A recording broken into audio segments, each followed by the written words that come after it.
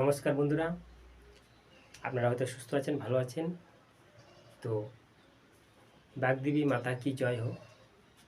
তো আজকে একটা নতুন বিষয় নিয়ে আলোচনা করব, খুব গুরুত্বপূর্ণ বিষয়। তো আমাদের আধুনিক সময়ে বিভিন্ন ইংরেজির মাধ্যম, বিভিন্ন ইংরেজির শব্দের ব্যবহার, সব জায়গাতে ইংরেজি আমাদের দ্রুত গতিতে এগিয়ে যাচ্ছে। তো সেই কারণে আমি এই ভিডিওটি নিয়ে আসছি। তো আমরা প্রাথমিক থেকে ইংরেজি কী করে শিখতে পারবো উচ্চারণ। যেমন ছোট্ট থেকে ছোট্ট ইংরেজির একটা শব্দ, সেটাকে ইংরেজিতে আমরা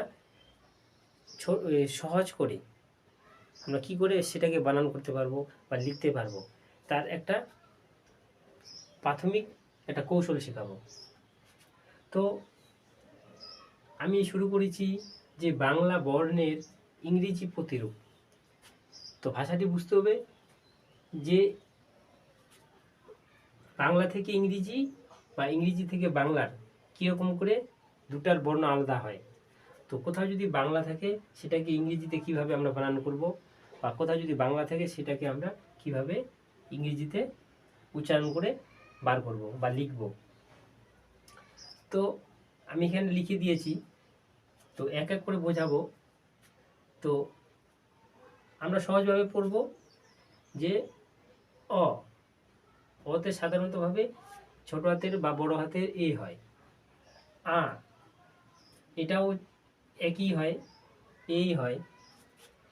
তো কোনো বানানে হয়তো এ দিয়ে কোনো বানান আছে, তো সেটাকে আমরা বাংলাতে কি চিন্তা করে বার করব যে সেটা আমার কি হতে পারে, বাংলার মাধ্যমে উচ্চারণ করে আমরা বার করার চেষ্টা করব। যেমন এখানে একটা যদি বানান লিখি আমি, যেমন আম যদি থাকে, আম সরেয়া মো আম, এটা সরে আছে, নিচে লিখি।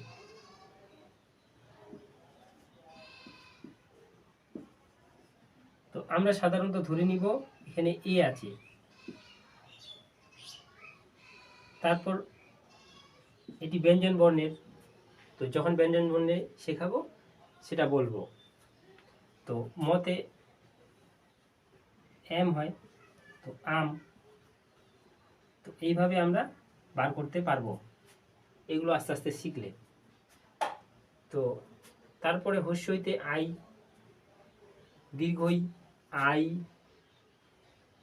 কোনো কোনো বানানে কোনো কোনো শব্দের ক্ষেত্রে ই হয়, হস্য ইউ, দীর্ঘ ইউ, রি আর আই,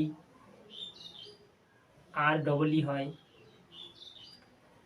এ ই ছোট হাতের ই, ওই এ আই, ও তে ও হয়,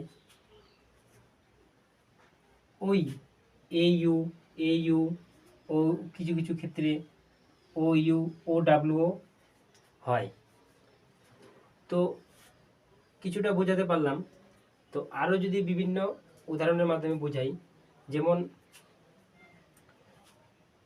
হস্যই দিয়ে যে বোঝাই যদি, তো আমরা হস্যইয়ে ধরে নাও এখানে ইন্ডিয়া বানান আছে, হস্যই যন্তন্নয় ডয়সি অন্তস্তয় আকার, ইন্ডিয়া। এটাকে আমরা ইংরেজিতে কিভাবে তৈরি করব। তো হস্যইর ক্ষেত্রে আমরা বার করব আই দিয়ে শুরু হবে, যেমন আই, বোঝাতে পারলাম। তো হস্যইতে আমাদের আই হয়। আমরা যদি এই ফর্মুলাগুলো জানি তাহলে আমাদের চট করে মনে আসবে যে হস্যইতে আই বসে। তো এইভাবে আমরা বানানগুলো আস্তে আস্তে শিখতে পারবো। তো এটা হচ্ছে আমাদের প্রাথমিক ধারণা। তো যাই হোক, তো ভিডিওটি কেমন লাগলো বুঝতে, লাইক কমেন্ট শেয়ার করবেন। তো এরপরে আরও উচ্চারণের বিষয় নিয়ে আরও আলোচনা হবে কোনো নতুন ভিডিওতে। তো ভালো থাকবেন, সুস্থ থাকবেন। জয় হিন্দ, জয় ভারত, নমস্কার।